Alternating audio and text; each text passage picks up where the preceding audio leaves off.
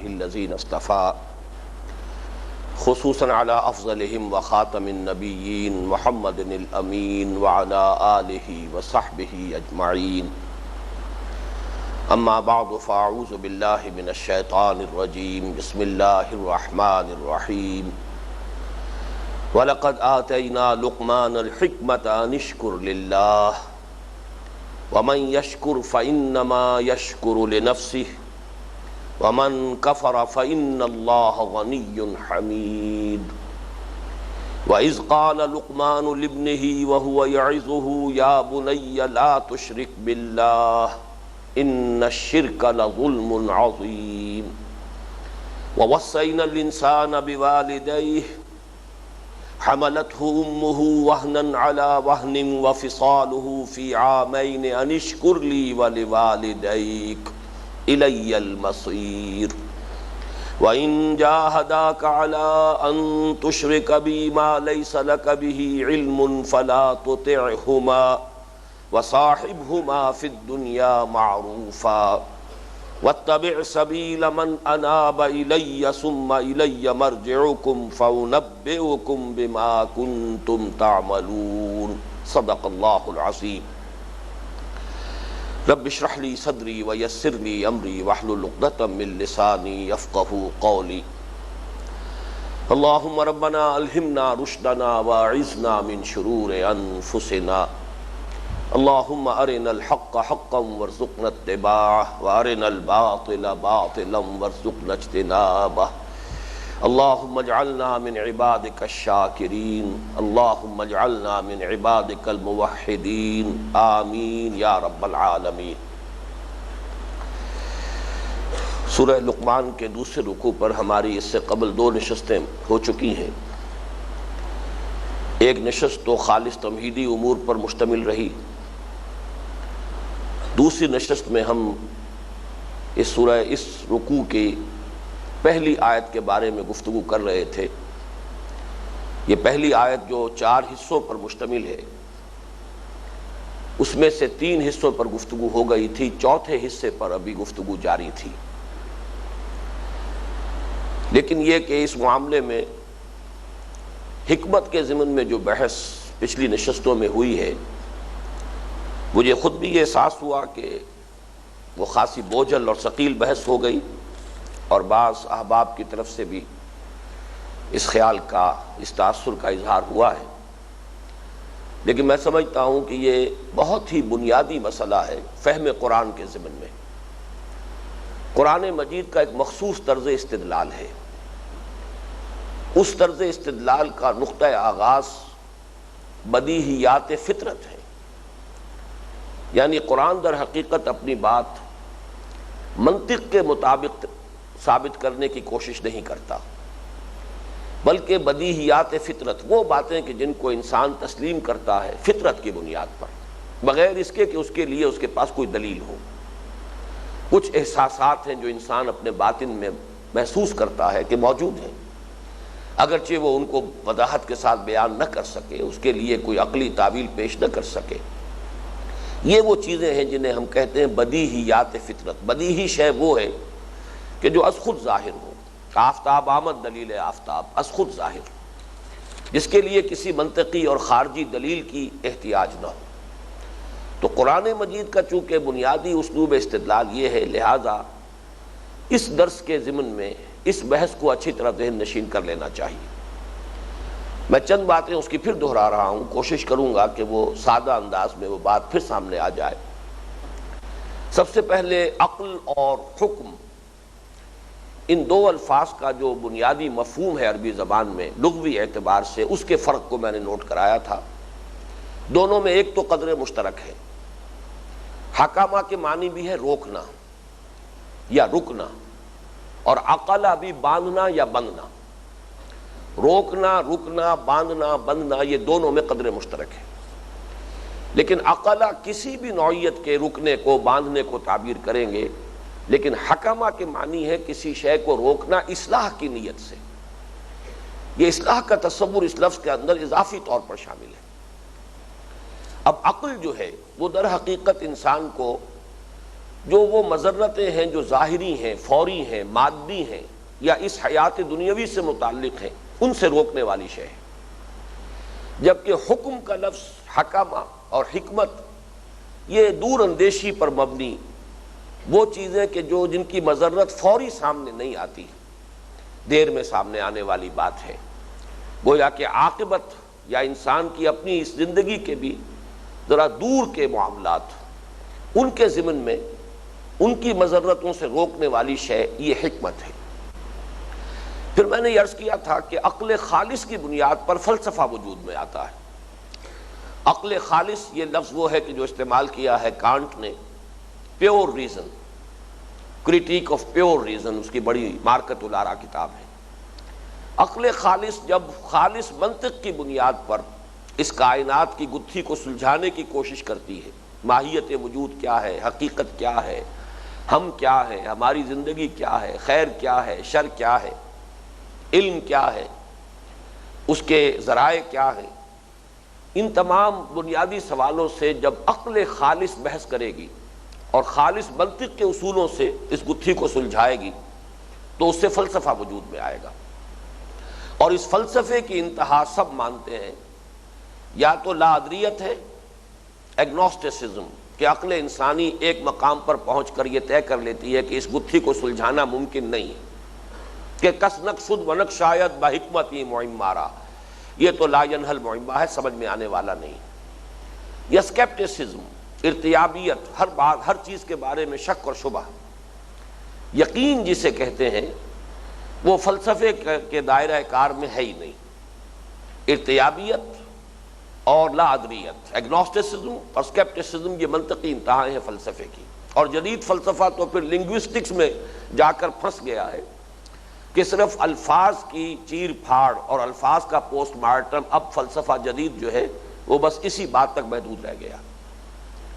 جبکہ عقل انسانی اگر فطرت کے تابع ہو کر غور و فکر کرتی ہے، فطرت کی بدیہیات کو تسلیم کرتے ہوئے، فطرت کے اشاروں کو مانتے ہوئے، ان کی پیروی کرتے ہوئے جب عقل آگے چلے گی اور ان مسائل کو سلجھائے گی، اس گتھی کو حل کرنے کی کوشش کرے گی، تو اس سے جو شے وجود میں آتی ہے وہ حکمت ہے۔ گویا کہ حکمت نام ہے فطرت صالحہ اور سلیمہ اور عقل سلیم دونوں کے امتزاج کا۔ تیسری بات میں نے عرض کی تھی کہ قرآن مجید میں لفظ حکم اور حکمت بکثرت آیا ہے، اور حکم کا لفظ خاص طور پر کتاب اور نبوت کے مابین، الکتاب والحکم والنبوۃ، تین مقامات پر، سورہ آل عمران میں، سورہ انعام میں اور سورہ جاثیہ میں۔ حکمت کا لفظ قرآن مجید میں کل 20 مرتبہ آیا، جن میں سے 10 مرتبہ یہ کتاب کے ساتھ نتھی ہو کر بریکٹ ہو کر آیا ہے، جن میں سے 4 مقامات تو وہ ہیں جو بہت ہی مشہور ہیں۔ حضور صلی اللہ علیہ وسلم کے جو افعال اربعہ ہیں، حضور کا بنیادی طریقہ کار کیا تھا؟ یتلو علیہم آیاتہ ویزکیہم ویعلمہم الکتاب والحکمہ، الکتاب والحکمہ، یہ گویا کہ بریکٹڈ ہے۔ ان دونوں میں فرق کیا ہے؟ حکم کا لفظ اگر آپ اس کی گہرائی میں جا کر سمجھنے کی کوشش کریں گے تو وہ شعور انسانی کی اس پختگی کا نام ہے کہ جس میں حق و باطل کی تمیز پیدا ہو جائے، پھر یہ کہ خیر کی طرف ایک فیصلہ کن رجحان اور شر سے ابا اور نفرت پیدا ہو چکی ہو، اور وہ اصابت رائے کہ جس سے انسان صحیح اور غلط کا فیصلہ کر سکے، یہ کیفیت جو ہے، یہ صلاحیت شعور انسانی کی، یہ پختگی لفظ حکم سے در حقیقت قرآن مجید اس کو تعبیر کرتا ہے۔ اسی لیے گویا کہ یہ نبوت کی تمہید ہے، الحکم والنبوہ، اور یہی لفظ آیا حضرت یحییٰ کے بارے میں، وَآتَيْنَاهُ الْحُکْمَ صَبِیًّا، ہم نے اسے حکم جو ہے، یہ صلاحیت وہ تو ہم نے اسے بچپن ہی میں عطا کر دی تھی۔ حکمت جو ہے یہ در حقیقت کتاب کے ساتھ جب منسلک ہو کر آتا ہے تو یہ زیادہ تر حکمت احکام، یعنی ہم یہ بھی کہہ سکتے ہیں کہ ایک حکمت اصولی ہے، نظری ہے، جو ایمان کے موضوعات سے بحث کرتی ہے، اس کائنات کی حقیقت، حقیقت نفس الامری، حیات زندگی کی حقیقت، خیر و شر کی حقیقت، ان مسائل سے جو بحث کرے گی حکمت، وہ حکمت نظری ہے، یہ حکمت ایمانی ہے، یہ حکمت اصولی ہے، اور یہ حکمت تفصیلی ہے، وہ ہے حکمت احکام۔ اللہ نے جو حکام بھی ہمیں دیے ہیں شریعت کے، وہ یقیناً ہماری مصلحت کے لیے ہیں، ہماری ہی بہتری کے لیے ہیں، ان میں حکمتیں ہیں، کوئی حکم شریعت کا حکمت سے خالی نہیں۔ اور اس موضوع پر شاہ ولی اللہ دہلوی رحمۃ اللہ علیہ کی مارکۃ الآراء کتاب، اس لیے کہ انہوں نے اسرار و علم و اسرار الشریعہ، شریعت کے بھیدوں کا علم، اس کو واقعہ یہ ہے کہ باضابطہ ایک تصنیف کا موضوع بنایا ہے حجت اللہ البالغہ، جو ان کی بہت ہی مشہور کتاب ہے۔ اسی کے حوالے سے میں نے مولانا روم کا وہ شعر بھی آپ کو سنایا تھا کہ حکمت نظری کیا ہے، چند خانی حکمت یونانیہ، حکمت ایمانیہ راہم بخاں۔ ایک حکمت وہ ہے جو یونانیوں نے جس کو ترتیب دیا ہے، جس کو مدون کیا ہے، جس کو مرتب کیا ہے، وہ فلسفہ ہے۔ حکمت یونانیہ فلسفہ ہے، وہ عقل خالص کی بنیاد پر ہے اور منطق کی بنیاد پر ہے، خاص طور پر ارسطو کا فلسفہ اور ریئلزم کے جتنے بھی شیڈز آج دنیا میں موجود ہیں وہ سب کے سب ارسطو کے فلسفے کی شاخیں ہیں۔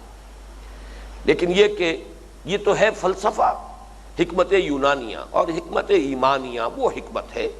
اس حکمت کے بارے میں جو میں نے مزید بات عرض کی تھی کہ قرآن مجید نے اس کا جو مقام و مرتبہ معین کیا ہے وہ اس آیت مبارکہ سے ظاہر ہے جو سورہ بقرہ کی آیت نمبر 269 میں جو الفاظ آئے ہیں، یؤتی الحکمۃ من یشاء ومن یؤت الحکمۃ فقد اوتی خیرا کثیرا۔ اسی لیے ایک کتاب جو ہے شاہ ولی اللہ دہلوی کی، اس کا عنوان بھی ہے الخیر الکثیر۔ یہ خیر کثیر بھی در حقیقت ایک موضوع ہے، تو معلوم ہوا کہ جسے حکمت عطا کر دی گئی اسے تو خیر کثیر عطا کر دیا گیا۔ اور حضور کی حدیث بہت فیصلہ کن ہے، الحکمت ضالۃ المومن هو احق بها حیث وجدها۔ حکمت تو مومن کی گمشدہ متاع کے مانند ہے، وہ اس کا زیادہ حقدار ہے، سب سے بڑھ کر حقدار ہے جہاں بھی پائے۔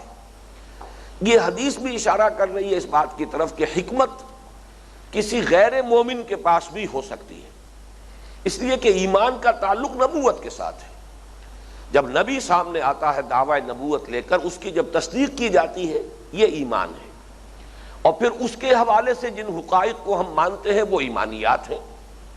لیکن یہ کہ فطرت سلیمہ عقل سلیم کے ساتھ سفر کر کے جن حقائق تک پہنچتی ہے ان کو ہم حکمت کہتے ہیں۔ یہ حکمت جیسے کہ آپ کو معلوم ہے کہ چین کے حکیم بہت بڑے دانا کنفیوشس، بڑے عظیم حقائق تک ان کی رسائی ہوئی، ہندوستان میں بڑے بڑے حکماء پیدا ہوئے ہیں۔ اسی طریقے سے یونان میں بھی افلاطون کو حکیم کہا جائے گا۔ ارسطو فلسفی ہے لیکن افلاطون وہ در حقیقت حکیم ہے۔ اس نے صرف منطق پر بنیاد نہیں رکھی اپنے فلسفے کی، بلکہ یہ کہ فطرت کے اشاروں کو بھی وہ کام میں لایا ہے اور پوری گتھی کو ان دونوں چیزوں سے سلجھانے کی کوشش کی ہے۔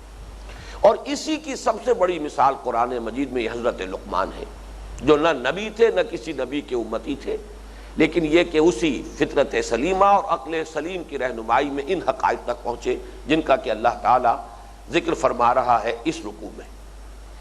اب اس کے بعد اگلا موضوع تھا وَلَقَدْ آتَيْنَا لُقْمَانَ الْحِكْمَةَ أَنِ اشْكُرْ لِلَّهِ۔ شکر کے بارے میں تفصیل سے گفتگو ہو چکی ہے، میں اسے دہرانا نہیں چاہ رہا کہ کر شکر اللہ کا۔ عقل کا فنکشن یہ ہے کہ وہ اپنے محسن کو پہچانے، محسن حقیقی کون ہے، اور فطرت کا تقاضا یہ ہے اگر فطرت اپنی صحت اور سلامتی پر برقرار ہے تو اس میں جذبہ شکر موجود ہوگا۔ کوئی بھی آپ کے ساتھ کوئی بھلائی کرے، کوئی آپ کی تکلیف رفع کرے، کسی مصیبت میں مدد کرے، احتیاط جو ہے وہ پوری کر دے، ایک خاص رد عمل طبیعت میں پیدا ہوگا، قلب کی گہرائیوں سے ایک جذبہ تشکر ایسے ابلے گا جیسے کہیں سے چشمہ ابل رہا ہو۔ یہ گویا کی علامت ہے کہ فطرت صحیح ہے، سلیم ہے، پرورٹ نہیں ہوئی، فطرت مری نہیں ہے، فطرت کے سوتے خشک نہیں ہوئی، یہ تو ہے فطرت۔ لیکن عقل کا کام کیا ہے؟ وہ اپنے محسن کو پہچانے، کون ہے میرا محسن، کون ہے منعم حقیقی۔ جیسا کہ میں تفصیل سے عرض کر چکا ہوں، والدین سے شروع ہو کر یہ معاملہ پھر پوری کائنات کا احاطہ کرتا ہے۔ جیسے جیسے انسان کا علم بڑھتا ہے، سورج سے بھی میری ضرورتیں پوری ہو رہی ہیں، ہواؤں سے بھی میری ضرورت وابستہ ہے، یہ ہوا نہ ہو تو یہ میرا سانس جو ہے اگر اس کی آمد و شد ختم ہو جائے تو ظاہر بات ہے کہ زندگی میری برقرار نہیں رہے گی۔ یہ تمام معاملات، تمام عناصر جو ہیں انسان محسوس کرے گا کہ میں انڈیٹڈ ہوں، میں ممنون احسان ہوں ان سب کا، تو جذبہ تشکر پیدا ہوگا اور پھیلے گا۔ اور جیسا کہ میں نے عرض کیا تھا، ایک فطرت ہی کا تقاضا دوسرا یہ بھی ہے کہ اگر آپ کے ساتھ کسی نے کوئی بھلائی کی ہے تو آپ بھی کوئی نہ کوئی جواباً اس کے ساتھ بھلائی کیجئے. جیسے سورہ رحمان میں آیا ہل جزاء الاحسان الا الاحسان، یہ بھی فطرت کی بدیہیات میں سے ہے. اب جہاں تو ممکن ہے کہ آپ کوئی بدلہ چکا سکیں وہاں تو آپ بدلہ چکا دیں گے، جہاں ممکن نہیں، ایسی کوئی ما فوق الطبیعی شے ہے جس کی آپ کوئی خدمت نہیں کر سکتے، تو وہاں سوائے اس کے کچھ نہیں کہ وہی جذبہ تشکر جو ہے جذبہ عبادت کی شکل میں ڈھل جاتا ہے. اب اس کے سامنے سر جھکا دیں، اس کی تعظیم کریں، اس کے سامنے اظہار عجز و تذلل کریں، اس کی مدح کے اس کے ترانے گائیں، الاپیں، اس کی تعریف کریں، اس کی سبوحیت اور قدوسیت کے نغمے جو ہیں وہ الاپیں، اس کے سوا آپ کچھ نہیں کر سکتے. تو در حقیقت جذبہ تشکر ہی جذبہ عبادت کی شکل اختیار کرتا ہے. لیکن عقل انسانی ایک مرتبہ اس مرحلے پر پہنچ کر کہ اگر وہ پورے کائنات کا بھی احاطہ کر لیتی ہے کہ تمام ہر طرف سے میری ضرورتیں پوری ہو رہی ہیں، تو پھر ایک چھلانگ اور ہے، پھر یہ عقل کی پختگی ہے. اور وہ عقل کی پختگی یہ ہے کہ انسان یہ پہچان لے کہ یہ پوری کائنات ایک وحدت ہے، ایک ہی ذہن، ایک ہی ارادہ، ایک ہی ڈیزائن، ایک ہی نقشہ اس میں کار فرما ہے. کوئی ایک ہی قوت ارادی ہے جو ان سب کو کنٹرول کیے ہوئے ہے. وہ جو ایک ہستی ہے وہ ہے در حقیقت منعم حقیقی، وہ ہے اصل مربی. تو میرے لیے شکر اس کا واجب ہے. انشکر لی، یہ منطقی نتیجہ ہے حکمت کا، یعنی یہ کہ فطرت کا تقاضا کہ جذبہ تشکر موجود ہو، عقل کا تقاضا اور عقل کا کام کہ وہ اپنے اصل محسن کو پہچان لے. جیسے ہی وہ اپنے اصل محسن کو پہچانے گا، انی وجہت وجہی للذی فطر السماوات والارض حنیفا وما انا من المشرکین. اور اب اس کا نتیجہ یہ ہوگا کہ جذبہ تشکر مرتکز ہو جائے گا اس ذات پر کہ جس نے اس پوری کائنات کو پیدا کیا. تو فرمایا انشکر للہ ومن یشکر فانما یشکر لنفسہ. اور جو کوئی بھی یہ شکر کرے گا وہ اپنے بھلے کے لیے کرے گا، اس لیے کہ در حقیقت یہ مظہر ہے اس کا کہ فطرت اپنی صحت پر برقرار ہے. تو اب انسانی شخصیت کا ارتقاء صحیح رخ پر ہوگا، اس میں وہ تمام بھلائیاں اور تمام اعلیٰ قدریں جو ہے نشو و نما پائیں گی کہ جو پوٹینشلی اللہ تعالیٰ نے انسان کے اندر ودیت کی ہے. لقد خلقنا الانسان فی احسن تقویم. اب اگر شکر کا جذبہ ہے اور وہ صحیح جگہ پر جا کر مرتکز بھی ہو گیا ہے، اب منعم حقیقی کو عقل نے پہچان لیا ہے، اس کا نتیجہ یہ نکلے گا کہ جب اللہ تعالیٰ کا شکر انسان ادا کرے گا تو اب اس کی اپنی شخصیت کی تعمیر، اس کی اپنی سیرت کی تعمیر، اس کی اپنی شخصیت کا ارتقاء صحیح خطوط پر ہوگا. یہ مفہوم ہے وَمَن يَشْكُرْ فَإِنَّمَا يَشْكُرُ لِنَفْسِهِ. باقی اس کے ساتھ ہی آخرت میں اس کا جو اجر و ثواب ہوگا، اس کی جو بھی بھلائی ظاہر ہوگی، وہ گویا کہ اس پر اضافی شے ہے. یہاں چونکہ بنیادی طور پر فلسفے اور حکمت کی بات ہو رہی ہے تو وَإِنَّمَا يَشْكُرُ لِنَفْسِهِ کا اصل جو ہدف ہے وہ یہ ہے کہ اسی سے تمہاری سیرت اور تمہارا کردار، تمہاری شخصیت صحیح رخ پر پروان چڑھے. وَمَن كَفَرَ فَإِنَّ اللَّهَ غَنِيٌّ حَمِيدٌ. ہم در حقیقت اس جگہ پر تھے پچھلی مرتبہ جبکہ ہمارا وقت ختم ہو گیا تھا. اور جس نے کفران نعمت کیا تو اللہ تو غنی ہے، بے نیاز ہے، اپنی ذات میں خود محمود ہے، ستودہ صفات ہے. یہاں لفظ کفر چونکہ ہمارے اس مطالعہ قرآن کے منتخب نصاب میں پہلی مرتبہ آ رہا ہے تو اس کو بھی ذرا گہرائی میں اتر کر سمجھ لیجئے کہ لفظ کفر کا اصل مفہوم ہے کیا. لغت میں کفر کا اصل مفہوم ہے کسی شے کو چھپا دینا، دبا دینا. اسی اعتبار سے قرآن مجید میں یہ لفظ آیا ہے سورہ حدید میں کَمَثَلِ غَيْثٍ أَعْجَبَ الْكُفَّارَ نَبَاتُهُ ثُمَّ يَهِيجُ فَتَرَاهُ مُصْفَرًّا ثُمَّ يَكُونُ حُطَامًا. کسان کو کہا گیا ہے کفار اس لیے کہ وہ کیا کرتا ہے، بیج کو دباتا ہے زمین کے اندر، تبھی تو وہ بیج جو ہے وہ پھوٹے گا، پھر اس میں سے پتیاں نکلیں گی، پودا یا جو بھی درخت ہے وہ پروان چڑھے گا. تو دبا دینا، چھپا دینا کسی شے کو، یہ در حقیقت لفظ کفر کا اصل لغوی مفہوم ہے. اسی سے لفظ کفارہ بنا ہے، گناہ کے اثرات کو زائل کر دینے والی شے، گناہ کو چھپا دینے والی شے، گناہ کو دبا دینے والی شے. اسی لیے قرآن مجید میں بار بار آتا ہے یکفر عنہ سیئاتہ، اللہ تعالیٰ اس سے اس کی برائیوں کو دور کر دے گا.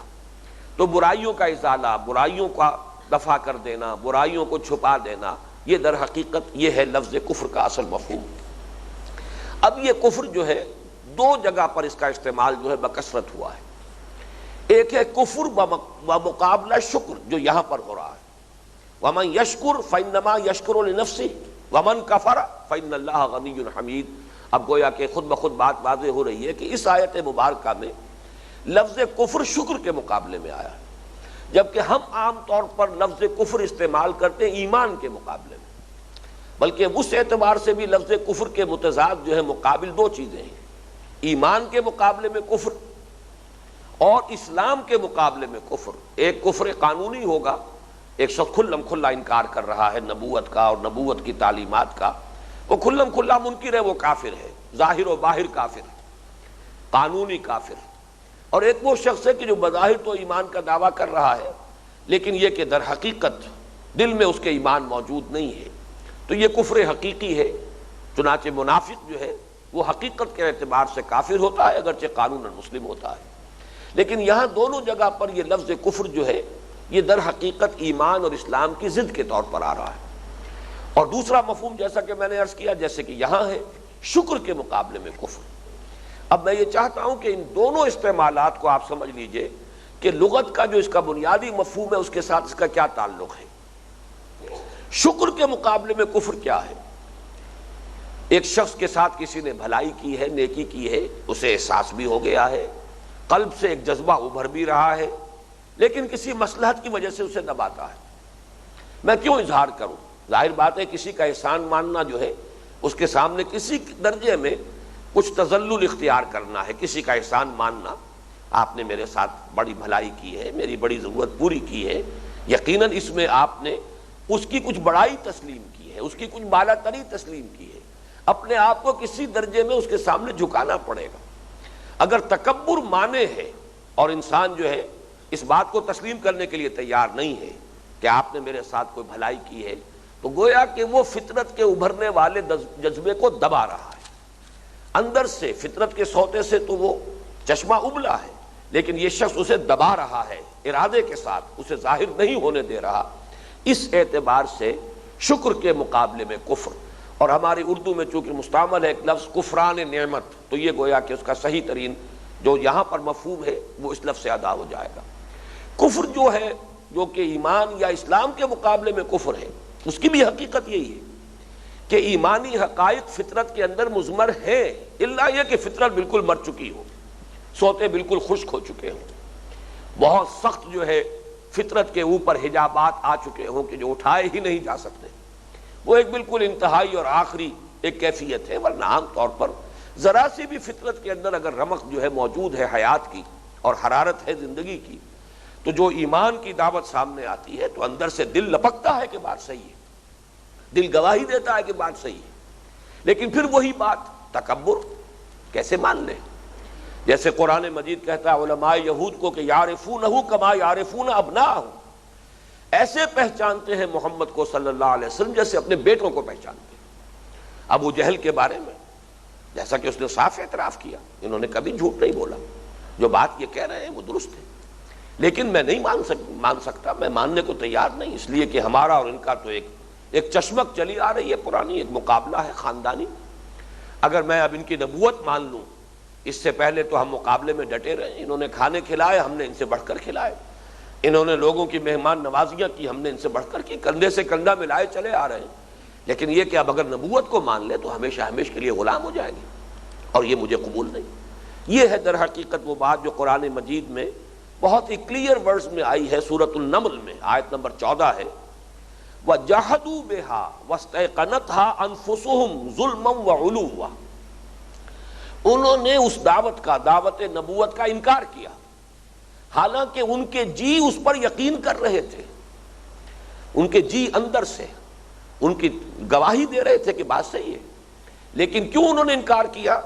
ظلماً وعلوا، علو کی وجہ سے، اپنی بالا دستی، اپنی بالا تری، اپنی سربلندی کو برقرار رکھنے کے لیے اور زیادتی اور ظلم کرنے کے لیے انہوں نے انکار کیا۔ تو در حقیقت کفر جو ہے یہاں کس معنی میں آ رہا ہے کہ ایک حقیقت کی دل نے گواہی دے دی ہے، دل نے مان لیا بات صحیح ہے، فطرت نے تصدیق کر دی ہے، لیکن پھر بھی انسان اس کو جھٹلا رہا ہے، اس کا انکار کر رہا ہے، اس حقیقت کو دبا رہا ہے، بجائے اس کی گواہی دینے کے اور اس قلب کی اور فطرت کی گواہی کو ظاہر کرنے کے اسے دبا رہا ہے، چھپا رہا ہے۔ اس معنی میں لفظ کفر کا اطلاق ہے۔ تو در حقیقت اسی لیے آپ نے دیکھا ہوگا قرآن مجید میں اکثر مقامات پر کفر کے بعد اضافہ ہوتا ہے ایک شے کا، اور وہ ہے تکذیب۔ والذین کفروا وکذبوا بآیاتنا، وہ لوگ جنہوں نے کفر کیا اور ہماری آیات کی تکذیب کی۔ یہ در حقیقت دوسرا مرحلہ ہے کفر کے بعد، اوور اینڈ ابو دیٹ۔ اس لیے کہ ایک تو یہ ہے کہ فطرت کی گواہی ابھری اور آپ نے دبا دیا، آگے بڑھ کر آپ نے جھٹلایا، نہیں تم غلط کہہ رہے ہو، یہ آیات الہیہ نہیں ہے، یہ اللہ کا کلام نہیں ہے، یہ تمہارا اپنا کوئی گھڑا ہوا کلام ہے، کوئی من گھڑت باتیں ہیں، یہ کوئی ڈھکوسلے ہیں جو تم نے کہیں سے حاصل کر لیے ہیں، کہیں سے ڈکٹیشن لے رہے ہو، ہم پر خام دھونس مار رہے ہیں، یہ تکذیب ہے۔ تو تکذیب تو در حقیقت اگلا مرحلہ ہے۔ پہلی بات وہ ہے کہ فطرت کے اندر گواہی ابھری لیکن آپ نے اسے دبا دیا بجائے اس کے ظاہر کریں، اور اس کے بعد پھر ظاہر بات ہے کہ تکذیب کرنی پڑے گی، جب آپ نے دعوت کو رد کیا ہے تو جھٹلائیں گے۔ تو یہ ہے در حقیقت لفظ کفر کا اصل مفہوم۔ تو فرمایا یہاں پر وہ لفظ آ رہا ہے شکر کے مقابلے میں، وَمَنْ كَفَرَ فَإِنَّ اللَّهَ غَنِيٌّ حَمِيدٌ۔ غنی کہتے ہیں بے نیاز، خود مکتفی، میں سمجھتا ہوں کہ بہترین لفظ ہے کہ جو اس کی تعبیر کرے گا، خود مکتفی، ہر اعتبار سے سیلف سفیشینٹ، جسے کسی سے احتیاج ہی نہیں، جس کی کوئی ضرورت ہی نہیں جو کسی دوسرے سے وابستہ ہو، وہ غنی ہے۔ تو اللہ تعالیٰ ہی در حقیقت غنی ہے۔ ایک مقام پر قرآن مجید میں آیا ہے کہ انتم الفقراء، تم تو سب کے سب فقیر ہو، تو تم تو سب کے سب سراپا احتیاج ہو، تمہیں تو ہر لحظہ اپنی حیات کے بقا کے لیے سانس کی ضرورت ہے، ہوا کی ضرورت ہے۔ اللہ تعالیٰ ذرا اس کی صلاحیت کو سلب کر لے، تمہاری زندگی کا چراغ گل ہو جائے گا۔ تم تو سراپا احتیاج ہو، اللہ تعالیٰ ہی غنی ہے۔ غنی صرف ایک ذات ہے اور وہ صرف اللہ کی ذات ہے۔ باقی کائنات میں ظاہر بات ہے اللہ خالق ہے، ما سوا سب مخلوق ہیں، مخلوق اپنے وجود کے لیے محتاج ہے اللہ کی۔ تو کائنات میں کسی اور کے لیے غنی ہونے کا تصور ہے ہی نہیں۔ ان اللہ هو الغنی الحمید۔ بہت سے مقامات پر یہ ہوا کا اضافہ ہوتا ہے حصر کے لیے، کہ یہ غنا تو در حقیقت ہے ہی صرف ایک ذات کے لیے اور وہ اللہ کی ذات ہے۔ باقی تمام موجودات، تمام مخلوقات، ان سب کے لیے تو سراپا احتیاج، سراپا فقر۔ اور حمید اصل میں فعیل کے وزن پر حمد سے، فعیل کے وزن پر جو صفت بنتی ہے وہ کبھی فاعل سے ہوتی ہے، کبھی مفعول سے ہوتی ہے۔ یہاں یہ مفعول سے، محمود سے یہ حمید بنا ہے، جس کی حمد کی جائے، جس کی تعریف کی جائے۔ اور یہ در حقیقت یہ لفظ جو ہے اس پر ہم تفصیلی گفتگو کریں گے سورہ فاتحہ کا جب ہم مطالعہ کریں گے، اس لیے کہ اس کا تو پہلا ہی لفظ ہے الحمدللہ رب العالمین۔ یہاں بس صرف یہ سمجھیے کہ حمد در حقیقت دو چیزوں کا مجموعہ ہے۔ عام طور پر اردو میں ہم لفظ تعریف استعمال کرتے ہیں، تمام تعریفیں اللہ کے لیے۔ در حقیقت محض لفظ تعریف جو ہے وہ حمد کے مفہوم کو ادا نہیں کرتا، بلکہ تعریف کے لیے بھی جو اصل لفظ ہوگا، اس لیے کہ عربی میں تعریف کا مفہوم بالکل کچھ اور ہے۔ تعریف کے لیے کے معنی ہے کسی چیز کی پہچان قرار دینا۔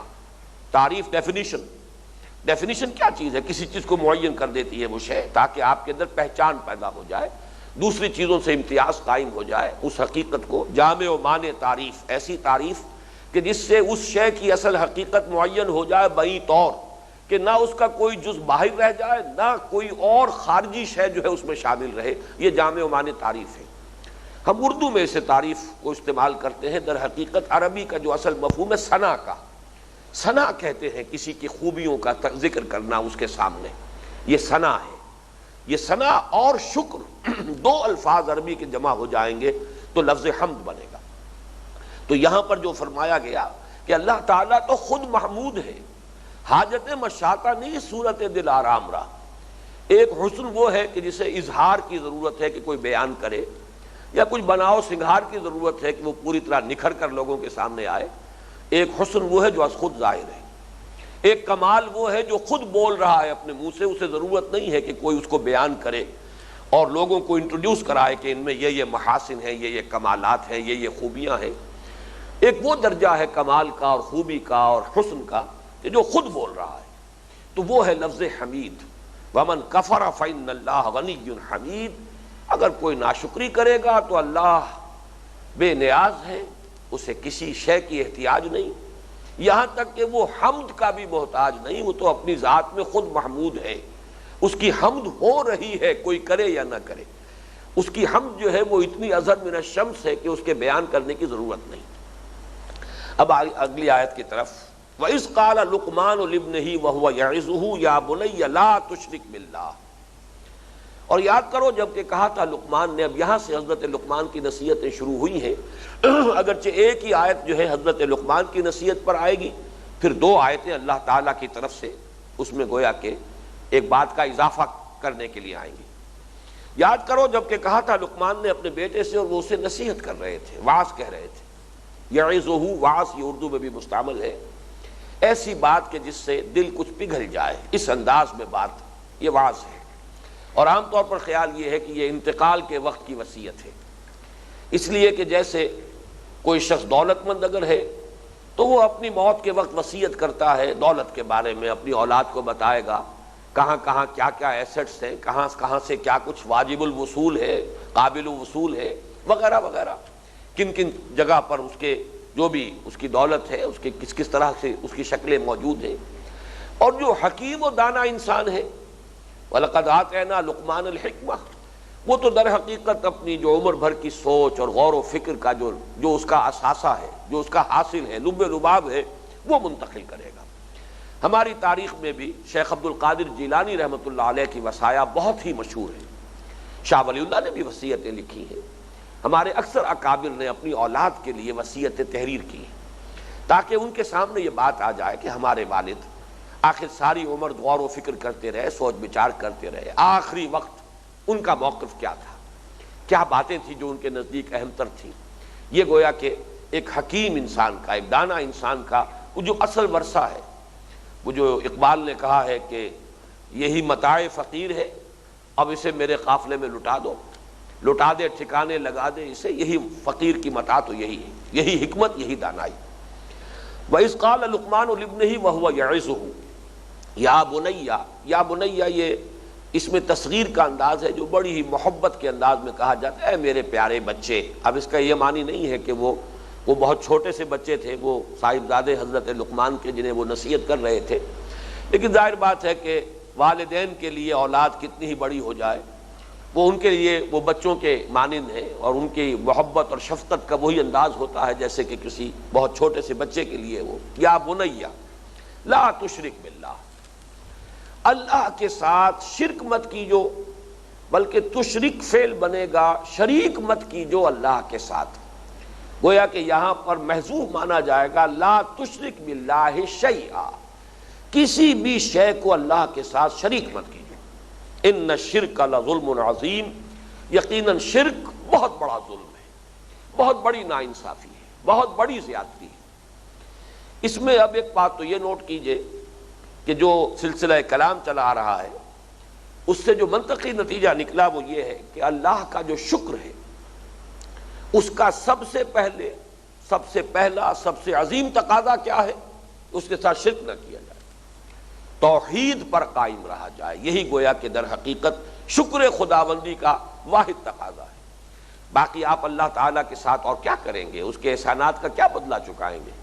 وہ جو میں نے آپ کو حکایت سنائی تھی مولانا روم کی کہ گڈریا جو ہے اللہ سے ہم کلام تھا کہ اللہ اگر تو میرے سامنے آ جائے تو میں تیرے پاؤں دھوؤں اور تیرا جسم دابوں اور تیرے سر میں سے جوئیں نکالوں، یہی خدمت ہے کہ جو میں بجا لا سکتا ہوں۔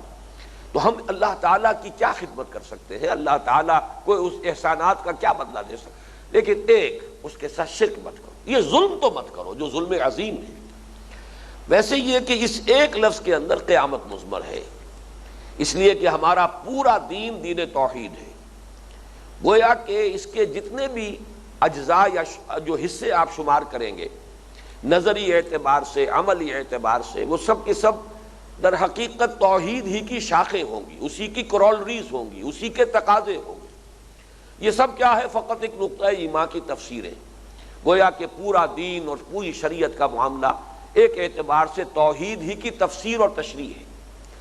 اسی طریقے سے جو شے بھی غلط ہے، باطل ہے، شر ہے، اخلاقی اعتبار سے ہو، علمی اعتبار سے ہو، یہ سب کے سب در حقیقت شرک ہی کی مختلف تعبیرات ہیں۔ ایک ہی شجرہ خبیثہ ہے کہ جس کے یہ برگ و بار ہیں، اسی کی شاخیں ہیں. کہیں نہ کہیں کوئی برائی، کوئی غلطی، چاہے اعتقادی ہو چاہے عملی ہو، اجتماعی ہو چاہے انفرادی ہو، اس سب کا رشتہ جو ہے شرک کے ساتھ جڑ جائے گا. تو یوں کہیے کہ ہاتھی کے پاؤں میں سب کے پاؤں والی بات ہے. ایک لفظ شرک جو ہے، شرک مت کرو، اس کے اندر ایک قیامت مضمر ہے. اور اس کے ضمن میں ظاہر بات ہے کہ اس وقت تفصیل سے گفتگو نہیں ہوگی. میرا یہ معمول رہا اس منتخب نصاب کے درس کے ضمن میں کہ اس رکوع کے درس کے بعد پھر علیحدہ سے ایک گفتگو ہوتی ہے کہ جو حقیقت و اقسام شرک کے موضوع پر مشتمل. میں کوشش کروں گا کہ اس مرتبہ بھی وہی ترتیب جو ہے برقرار رکھوں. تو یہ ہم درس مکمل کر لیں، اس رکوع کا مطالعہ مکمل کر لیں، اس کے بعد انشاءاللہ حقیقت و اقسام شرک پر ایک مفصل گفتگو ہوگی. یہاں جو سلسلہ کلام ہے اس کے اعتبار سے جان لیجئے کہ ابھی تک ہم حکمت کے حوالے سے بات کر رہے ہیں، اور حکمت در حقیقت فطرت صحیحہ اور عقل سلیم کے امتزاج سے وجود میں آتی ہے. یہ بات نوٹ کر لیجئے، شرک یہ در حقیقت فطرت کے بھی خلاف ہے اور عقل کے بھی خلاف ہے. توحید تقاضائے فطرت بھی ہے، تقاضائے عقل بھی ہے. قرآن مجید نے بار بار ایک مشاہدہ جو تھا اہل عرب کا، جو مشرکین عرب تھے، ان کا اپنا مشاہدہ ہے جس کو دلیل کے طور پر پیش کیا ہے کہ تمہاری فطرت جو ہے وہ توحید کی گواہی دیتی ہے.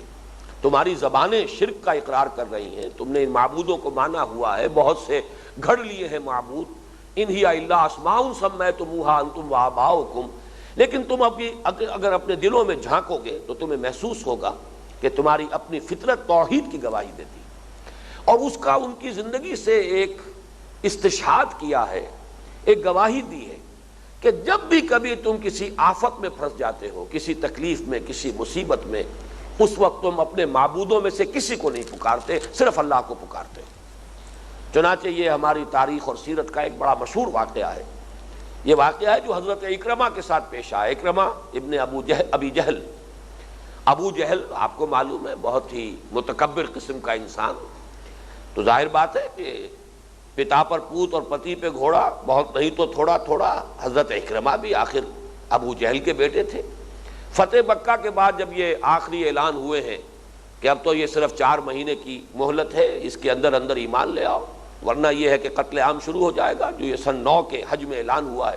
سورہ توبہ کی ابتدائی آیات جہاں حضرت علی نے حج کے مجمع میں پڑھ کر سنائی ہیں حضور کے نمائندے کی حیثیت سے. اکرمہ نے یہ ماننے سے انکار کیا کہ جان بچانے کے لیے تو اب میں وہ بات نہیں مانوں گا جو آج تک میں نے نہیں مانی. وہی جیسے کہ ابو جہل نے کہا تھا کہ گردن جب میری کاٹو تو ذرا نیچے سے کاٹنا، تاکہ نیزے پر جب میں چڑھاؤ اس کو تو پھر معلوم ہو کہ اونچی نظر آئے کسی سردار کی گردن ہے. یہی انداز اکرمہ کا تھا. اب یہ ہجرت کر کے جا رہے ہیں اکرمہ، چونکہ بعد میں ایمان لے آئے، اس لیے میں تو ادب ہی سے نام لوں گا. اور پھر بہت جہاد میں انہوں نے، قتال میں بڑا حصہ لیا ہے، بڑی جواں مردی. بہرحال ابو جہل کا بیٹا، آخر اس کے اندر وہ محاسن تو تھے. ابو جہل میں بھی وہ محاسن موجود تھے جس کی بنا پر حضور نے حضرت عمر کے ساتھ گویا کہ ہم پلہ بنا کر اللہ تعالیٰ کی خدمت میں یہ درخواست کی تھی کہ پروردگار عمرو ابن ہشام، یعنی یہ ابو جہل کا اصل نام ہے، اور عمر ابن الخطاب میں سے ایک کو تو ضرور میری جھولی میں ڈال دیں. تو حضرت اکرمہ کے بھی بڑے کارہائے نمائیں ہیں بعد میں. لیکن اب یہ جا رہے تھے ہجرت کرتے ہوئے، اور یہ حبشہ کی طرف. درمیان میں یہ بحر احمر کو جب کراس کر رہے تھے طوفان آیا، اور سب مشرکین تھے کشتی کے اندر. سب نے چیخنا چلانا شروع کیا، صرف اللہ کو پکارنا شروع کیا. سب بھول گئے، نہ لات نہ عزا نہ منات نہ حبل، کوئی نہیں. اس نے کہا اکرمہ نے کہ اگر یہی بات ہے تو یہی، اگر ہماری فطرت کی گواہی یہی ہے تو یہی تو بات ہے کہ جس کی دعوت دے رہے ہیں محمد صلی اللہ علیہ وسلم. واپس آئے، ایمان لیا. معلوم یہ ہوا کہ یہ گواہی آپ نے جو بھی قرآن مجید کے پڑھنے والے ہیں، یہ استشہاد قرآن مجید نے بار بار کیا ہے کہ یہ تمہاری در حقیقت فطرت کے خلاف ہے شرک. تمہاری فطرت میں بھی گواہی توحید کی ہے. اسی طریقے سے عقل جو ہے، آج کی سائنس جو ہے، جن حضرات کو بھی اس کے جو بھی مبادیات ہیں ان کا علم ہے، انہیں معلوم ہے کہ سائنس کا حاصل بھی یہی ہے، توحید. یہ دوسری بات ہے کہ اب سے کچھ عرصے پہلے کی سائنس جو ہے وہ جس توحید تک پہنچی تھی وہ توحید مادے کی توحید تھی. تمام کائنات ایک ہی شے کا مظہر ہے، وہ مادہ ہے. وحدتی ہو گئی. ہر شے جو ہے بظاہر تو چیزیں بڑی مختلف نظر آ رہی ہیں. کوئی مائع ہے اور کوئی لکوڈ ہے اور کوئی گیس ہے اور کوئی سالڈ ہے، مختلف جو ہے تقسیمیں تھیں، لیکن سب کے سب ایٹمز کی بنی ہوئی ہیں، سب کے اندر مادہ ہے، گویا کہ قدرے مشترک ہیں۔ تو در حقیقت سائنس کا بھی عمل یہی ہے کہ تنوع کو اس نے وحدت کی طرف مسلسل دھکیلا ہے۔ یہ کثرت مظاہر جو ہے اس کے پیچھے حقیقت کوئی ایک ہی ہے کہ جو مضمر ہے، لہذا یا آپ نے یہ کہا کل مادہ ہے، مادے ہی کو گویا کہ آپ نے خدا بنا لیا، لیکن یہ کہ توحید تو آ گئی، صرف یہ کہ مادے کو آپ نے اندھا بہرا مانا ہے، لیکن یہ کہ توحید جو ہے وہ تو منطقی تقاضا ہوا سائنس کا۔ آج معاملہ اس سے بھی آگے بڑھ چکا ہے، اس لیے کہ اب تو وہ مادے سے گزر کر معاملہ صرف انرجی کا رہ گیا۔ بیسک فورسز ہوتے ہوتے وہ 4 فورسز جو ہے وہ شمار کی گئی تھی کہ 4 قسم کی فورسز ہیں کائنات کے اندر کل، اور اس کے اندر بھی اب تدریجاً کمی ہو رہی ہے، شاید 2.5 تک بات پہنچ چکی ہے، اس لیے کہ گویا کہ رفتہ رفتہ سائنس اور جو ہماری خاص طور پر فزکس ہے وہ ادھر جا رہی ہے، وہ ایک ہی نوعیت ہوگی، در حقیقت انسان وہاں پہنچ جائے گا۔ یہ کل موجودات، مادہ تو اب تحلیل ہو چکا، اس کا تو وجود ہی ختم ہو چکا، مادہ اب کسی شے کا نام نہیں رہا، ٹھوس شے نہیں ہے مادہ، اب تو یہ بس انرجی ہی انرجی ہے، انرجی کی مختلف شکلیں ہیں، فورسز ہیں مختلف، وہ فورسز بھی اب جیسا کہ میں نے کہا ان کی تعداد بھی گھٹتی جا رہی ہے۔ تو در حقیقت سائنس بھی انسان کو توحید کی طرف لے جا رہی ہے۔ کائنات کے اندر جتنے بھی مظاہر ہیں انسان محسوس کرتا ہے کہ اگرچہ ان میں تنوع ہے، تکثر ہے، کثرت ہے مظاہر کا کہ، لیکن یہ کہ اس کی پشت پر جو ہے اس کے اندر آپ ریڈیوس کرتے چلے جائیں گے، انہیں مشترک چیزیں نکالتے چلے آئیں گے، کامن پرنسپلز جو ہیں ان سے ریڈیوس کرتے چلے آئیں گے، تو معلوم ہوگا کہ جیسے کسی شے کا خلاصہ نکلتا چلا آ رہا ہے اور کم سے کم تعداد ہوتی چلی جا رہی ہے۔ تمام جتنے بھی کیمیکل کمپاؤنڈز تھے، ہم نے کہا کہ یہ ایلیمنٹس جو ہیں اس میں صرف اتنے ہیں، یہ سارے کیمیکل کمپاؤنڈز کی تو تعداد گنی نہیں جا سکتی، لیکن ان میں جو بھی ایلیمنٹس ہیں جو اصل بنیادی ہیں وہ کتنے ہیں؟ وہ چند ہیں۔ اس سے بھی اب آگے جا رہی ہے بات، وہ مختلف ایلیمنٹس بھی کیا ہیں؟ اصل میں تو ایٹمز ہیں، ایٹمز کے اندر وہی ہے، نیوٹرونز ہیں، الیکٹرونز ہیں، پروٹونز ہیں، فوٹونز ہیں، مختلف، اب تو نہ معلوم کتنے نام اس کے نکلتے چلے آ رہے ہیں۔ تو اس اعتبار سے مطابق عقل بھی نہیں ہے شرک، اور مطابق فطرت بھی نہیں ہے۔ فطرت کے مطابق بھی توحید ہے، جس کا سب سے بڑا ثبوت قرآن مجید نے ان مشرکین کے اپنے طرز عمل سے دیا ہے۔ عقل کا تقاضا بھی توحید ہے، کوئی ایک ہے حقیقت واحدہ ہے، وہ کیا ہے یہ دوسری بات ہے، اس کی صفات کیا ہیں، اس کی ایٹریبیوٹس کیا ہیں، یہ بالکل الگ بات ہے، لیکن ہے کوئی ایک شے، چاہے آپ اسے مادہ کہہ دیں، چاہے آپ اسے قوت کہہ دیں، انرجی کہہ دیں، کوئی ایک فورس کہہ دیں، لیکن یہ کہ بہرحال یہ توحید، یہ تقاضا ہے حکمت کا، عقل کا تقاضا بھی توحید اور فطرت کا تقاضا بھی توحید۔ اس اعتبار سے فرمایا یا بنی لا تشرک باللہ ان الشرک لظلم عظیم، یقیناً شرک بہت بڑا ظلم ہے۔ ظلم کسے کہتے ہیں؟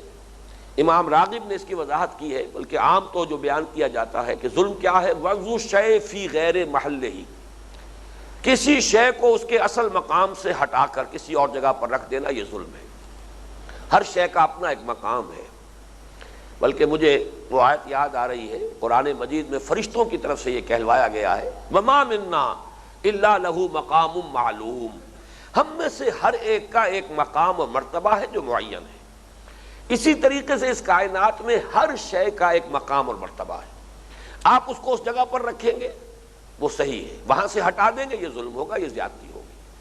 لیکن یہ کہ امام راغب نے جو مزید وضاحت کی وہ میں بیان کر رہا ہوں، کیا ظلم و وضع الشیء فی غیر محلہ اما بنقصان او بزیادت و اما بعدول عن وقتہ او مکانہ، کسی شے میں کوئی کمی کر دینا یہ بھی ظلم ہے، کسی شے میں کوئی زیادتی کر دینا یہ بھی ظلم ہے، اس کا جو اصل مقام ہے اسے تو آپ نے ہٹا دیا۔ ہمارے عام تصور میں تو کمی کرنے کے لیے لفظ ظلم کا استعمال ہوگا، لیکن لغوی اصل کے اعتبار سے زیادہ بھی کر دیا ہے تو یہ بھی ظلم ہے۔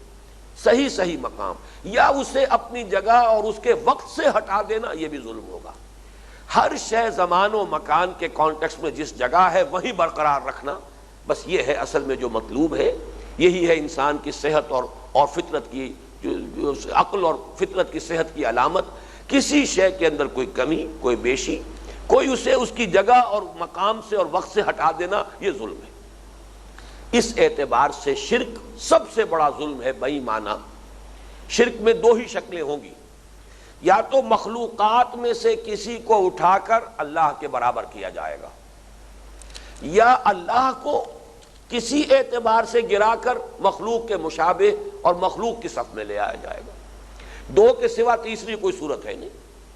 یا تو اللہ کو اس کے مقام رفیع سے گرائیے اور مخلوقات کی صف میں لے آئیے کسی اعتبار سے، اس کی ذات کے اعتبار سے، اس کی صفات کے اعتبار سے، اس کے اختیارات کے اعتبار سے، اس کے حقوق کے اعتبار سے، کسی بھی اعتبار سے آپ نے اللہ کو گرا کر اور مخلوقات کی صف میں کھڑا کر دیا، یا مخلوقات میں سے کسی کو ایلیویٹ کیا، اٹھایا اور اسے اللہ کا ہم پلہ بنا دیا۔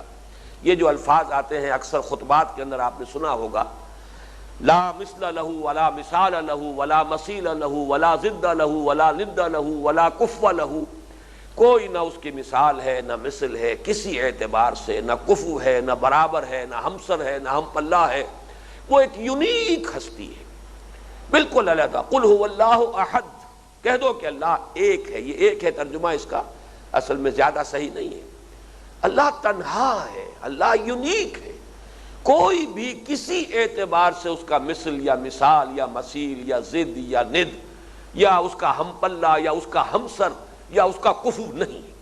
یہ نگیشن جو ہے یہ ہے در حقیقت شرک کی ہر کیفیت سے اپنے آپ کو بچا لینا، اور یہ حکمت کا اولین تقاضا۔ حکمت کا تقاضا اللہ کا شکر، انشکر للہ، اللہ کے شکر کا تقاضا اس کے ساتھ شرک نہ کیا جائے۔ اللہ تعالی ہم سب کو اس کی توفیق عطا فرمائے، جیسے کہ حضور کے خطبے میں آتا ہے، یا ایھا الناس وحدوا اللہ فإن التوحید رأس الطاعات۔ اس توحید میں آگے سے آگے انسان بڑھتا چلا جائے۔ اس پر تو انشاءاللہ تفصیلی گفتگو علیحدہ سے ہوگی، اس لیے کہ جب ہم اقسام شرک پر گفتگو کریں گے تو لامحالہ اس کے ساتھ چونکہ ہر شے کی ضد جو ہے وہ خود بخود واضح ہو جاتی ہے، تعرف الاشیاء بأضدادها، تو جب اقسام شرک کو سمجھیں گے تو خود بخود توحید کے جو مختلف تقاضے ہیں وہ بھی نمایاں ہوتے چلے جائیں گے۔ بارک اللہ لی ولکم فی القرآن العظیم ونفعنی وإیاکم بالآیات والذکر الحکیم۔